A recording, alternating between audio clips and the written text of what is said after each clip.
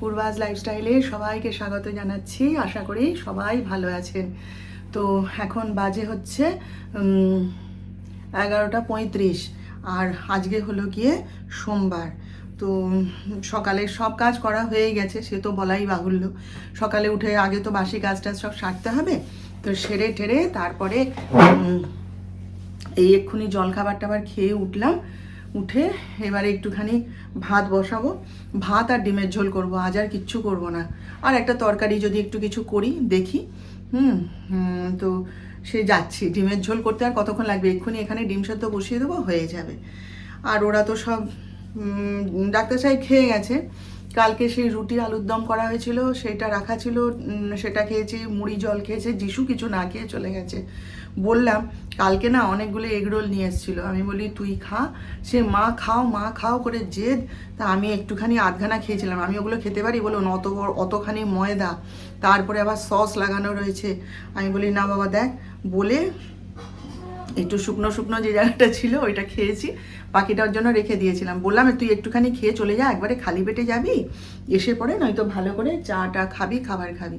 বলে না আমি এখন খাবো না, আমার গা গুলাচ্ছে, আমি পরে খাবো এসে, বলে বেরিয়ে গেল। আর আমি একটুখানি ওই সুজির উপমা মতো করে নিলাম, নিয়ে চা দিয়ে খেয়ে নিলাম বসে বসে। তো যাই হোক, চলুন কাজ করতে করতে কথা বলবো, আজকে অনেক কথা আছে, বলবো আপনাদের সব। চলুন, হ্যাঁ আপনারা সঙ্গে থাকুন, আমার দেখতে থাকুন। এখানে ভাতের জল বসিয়েছি, গরম হোক। আর এই যে দুধটা বসিয়েছি, এটিকে বসিয়ে তো এনার সামনে দাঁড়িয়ে থাকতে হবে। আবার যদি চাপা দিই, চাপা না দিলেও কি হয় বলুন? চাপা না দিলে এখানে কোথায় কি পড়ে যাবে। এবার চাপা দিলে পরেই ব্যাস হুশ করে উঠলে উঠবে। 14 বার ঢাকনা খুলে খুলে দেখতে হচ্ছে। আর নইলে এখানে চুপ করে তো দাঁড়িয়ে থাকতে হবে। কখন যে উনি উঠলে উঠবেন আর তো কোনো ঠিক নেই। দুধ ফুটানো ভাই এক যন্ত্রণা, যাই বলুন। আর যতক্ষণ দাঁড়িয়ে থাকবো সামনে, ততক্ষণ মোটে ফুটলাবে না বা ফুটবেও না, জানেন? খালি ফুটি ফুটি করবে। আর যেই সরে যাবো সামনে থেকে, ব্যাস একবারে হুশ করে উঠলে উঠে সব ভাসিয়ে রেখে দেবে একদম। এই এক মহা যন্ত্রণা।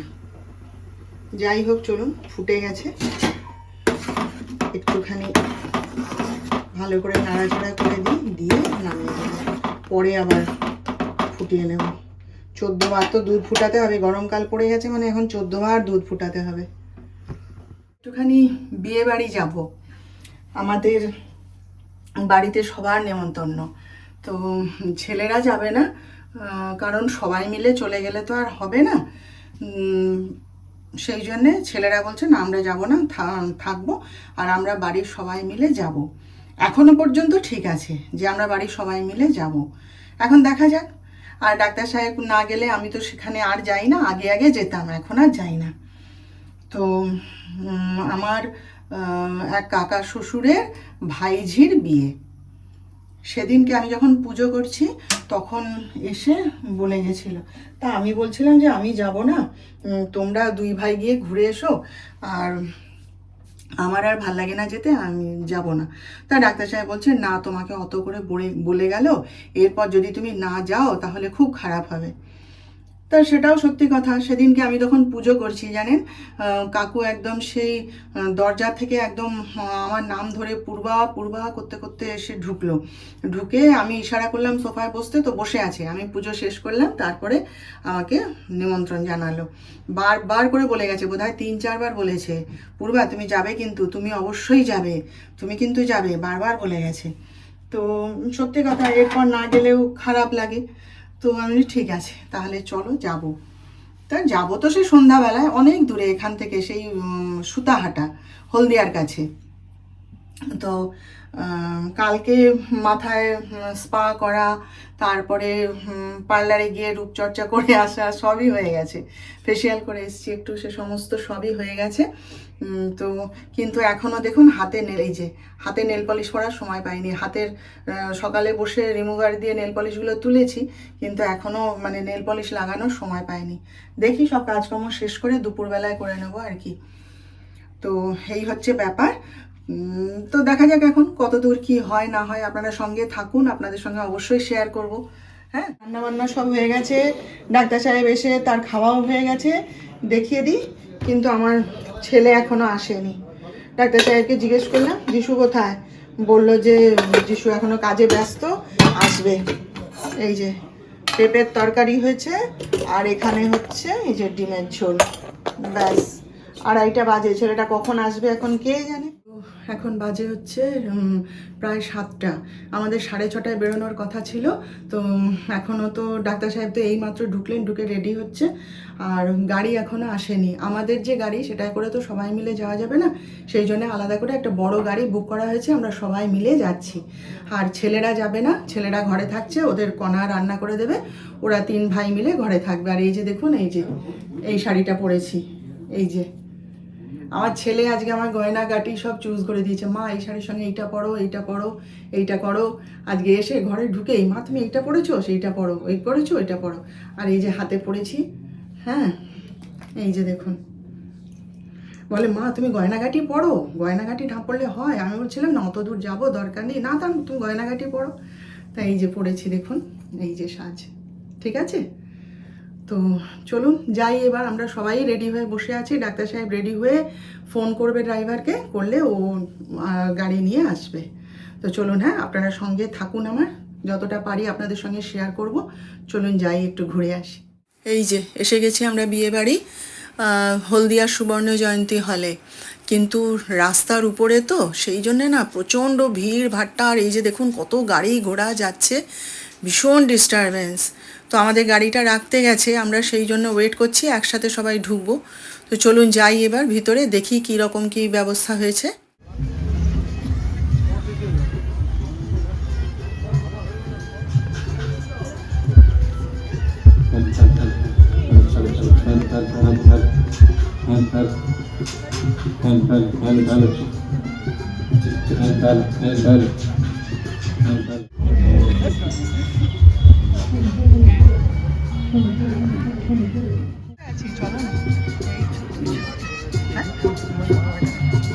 হ্যাঁ সব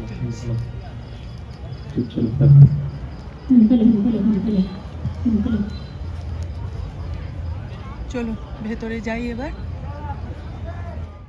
দুই যা মিলে নতুন বউয়ের সঙ্গে একটু ছবি তুলে নিলাম। কিন্তু একটা জিনিস দেখুন, এটা আমার খুব মজা লেগেছে, স্ট্র দিয়ে জল খাওয়া। মেকআপটা নষ্ট হয়ে যাবে না, ওই জন্য এই পদ্ধতি, জানেন। আমি দেখলাম এই পদ্ধতিটা, কিন্তু আমি আগে কোনো দিন দেখিনি। এই জিনিসটা যে দেখছে সেই মানে হাসছে, মজা পাচ্ছে আর কি। ওই দেখুন মায়ের বর্দা এসে গেছে।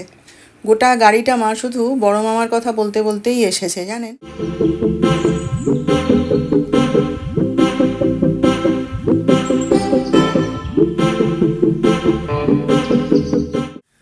অনেক রকম আইটেম ছিল জানেন, বহু আইটেম করেছে।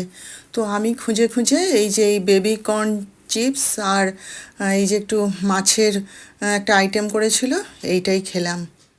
চলুন একবার কথার মাঝে একটু বরকেও দেখে আসি। এসে থেকে শুধু বউয়ের সাথেই গল্প করছি আর চারিদিক ঘুরে ঘুরে বেড়াচ্ছি, দেখছি, কিন্তু বরকে আর দেখা হয়নি। চলুন দেখি, একবার দেখে নিই।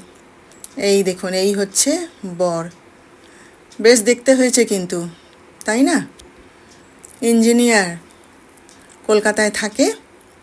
এই যে এই হচ্ছে আমাদের মানে বর আর কি। দেখুন, আর যা ভিড়, মানে আমি তো তাল সামলাতে পারছি না, এত ভিড়। ওদের বরযাত্রী এসেছে কতজন, বাপরে। এই সুযোগে একবার প্যান্ডেলটাও আপনাদের দেখিয়ে দিলাম।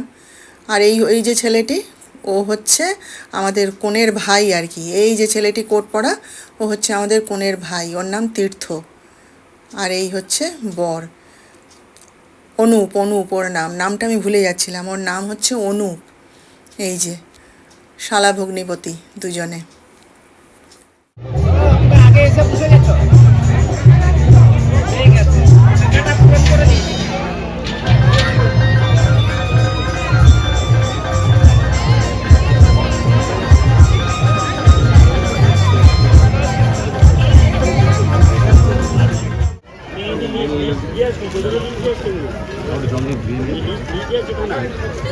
হ্যাঁ, তা অন্য ভাবে তোরা ভাবি তোরা তার ড্রাইভার নেবি। পুলিশ যাচ্ছিল, গোটা ঘরে চারপাশে পুলিশ করছে, এমনি কি কেস বলে আনছো না।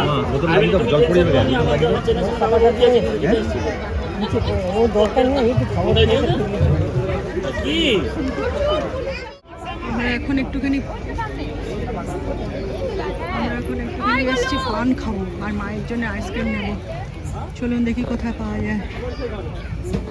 এই তো এখানে পান।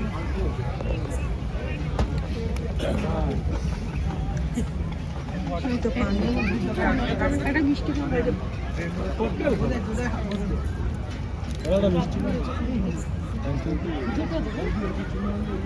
দেখি এগুলো একটু। দুটো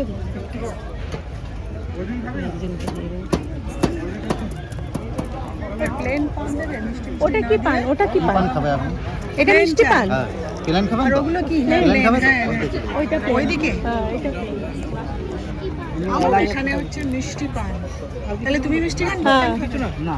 আর এখানে হচ্ছে প্লেন। আমি একটু প্লেন খাবো, ওই জন্য এখানে এসেছি।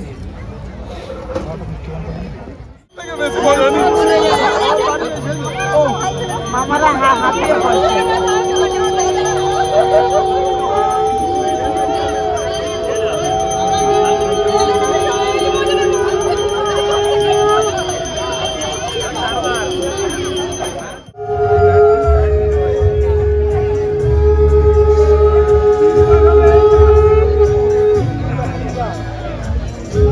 তো আজ থেকে শুরু হলো অনুপ আর দেবস্মিতার নতুন জীবন।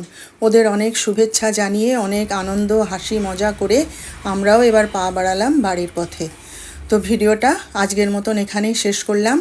আপনারা সবাই ভালো থাকবেন। আমাদের আবার দেখা হবে নতুন ব্লগে, নতুন বিষয় নিয়ে।